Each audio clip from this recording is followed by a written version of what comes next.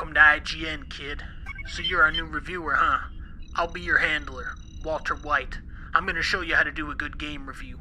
Paulie, bring up that one stupid-ass one. Immortals of Avium is an impressively confident first-person shooter. They need to keep this guy on the reviews. 8 out of 10. Good thinking. He's an old pro. Now, Paulie, bring up one of our bad reviews that we like to do. Monotonous micromanagement, a poor interface, and by-the-numbers combat. This game scored a 75 out of 100 rating for PS5 on Metacritic from the critics. Seems pretty decent, unlike this review. 4 out of 10. Fucking amateur. I remember this kid. He was nice. Quit the next day. Paulie, get this shit show off the screen. Put on our Baldur's Cape review. Baldur's Gate 3 is just about everything I could have asked for. Oh boy, IGN really made a comeback. 10 out of 10. Good thinking. The shallow number of samey maps can get monotonous pretty quickly. This game looks like shit. No way this dude has played other horror asymmetricals or even understands the genre. If you've played any asymmetrical horror game, be that Dead by Daylight or Friday the 13th, Evil Dead, or Ghostbusters Spirits Unleashed, Travis Northup needs to apologize for his reviews big time. Dave the Diver never stopped surprising me. Easily one of the best games I've played this year so far. Great review. Might pick it up. Thanks, IGN. Story of Seasons: A Wonderful Life doesn't offend, but it sure doesn't impress either. It's supposed to feel dated.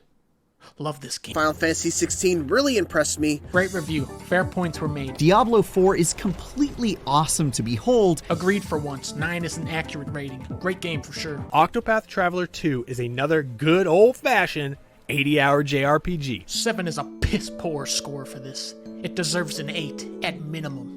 This guy was all over the place with his review. Honkai Star Rail is the best free-to-play game of the year so far. Amazing review. Amazing game. This is a sadly lackluster follow-up to Modern Warfare 2019's refined take on a Call of Duty campaign. 6 out of 10. IGN died long ago. Make you feel like Spider-Man? Jesus, give this man a raise or something, and keep adding more people passionate like him for video game reviews. But if you haven't already played it on Wii, the deluxe version is the ideal way to see what a traditional Kirby game is all about. Another IGN reviewer that doesn't understand the Kirby series. This is Ragnar, and he is my large adult demon son. Wow, that was actually an amazing review.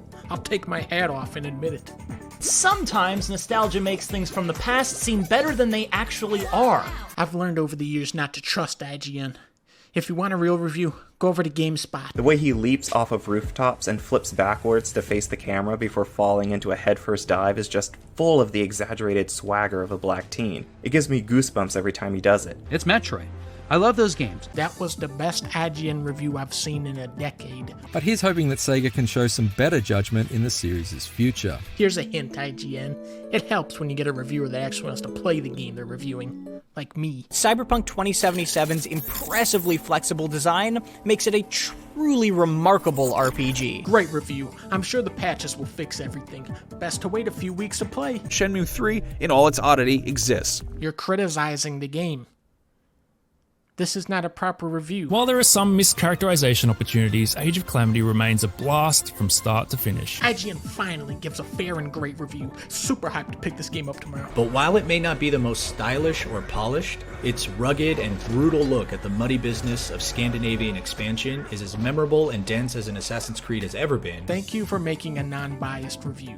Best review I have seen. Many others are obviously haters of Ubisoft. But there aren't enough interesting weapons to keep the battles from getting dull. This guy has obviously never played a serious Sam game in his life. Pikmin 4 is an absolute failure of a Pikmin game, and an insult to the masterpieces that came before it. Really enjoyed this review. It was clear the reviewer had great in-depth knowledge. And Saints Row the third? More like this is the third time I've reviewed Saints Row 3. Guys, ignore this review. But the impressive graphical overhaul and welcome quality of life improvements make this the best version of Xenoblade Chronicles we've ever had. This is actually such a terrible review. Did you even play the game's main story? You spoil one of the biggest plot points in this game to flex your endgame gear or whatever. You mispronounce names of major characters that you... Mind-bogglingly cool, and an absolutely unparalleled way to virtually explore our world.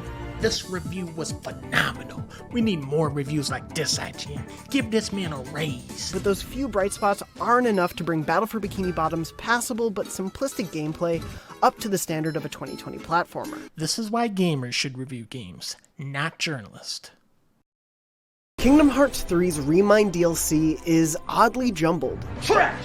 Fire this guy! This is literally the worst review I've ever seen. They should have got a fan of the series to review this. That said, I'm impressed by how much Square Enix has stuck the landing for one of my favorite long-running series. And that's why it's so exciting to see that Kingdom Hearts 3 is as full of heart as it ever has been. Great job, Jonathan. Honestly, I don't know who else could have done this review besides you.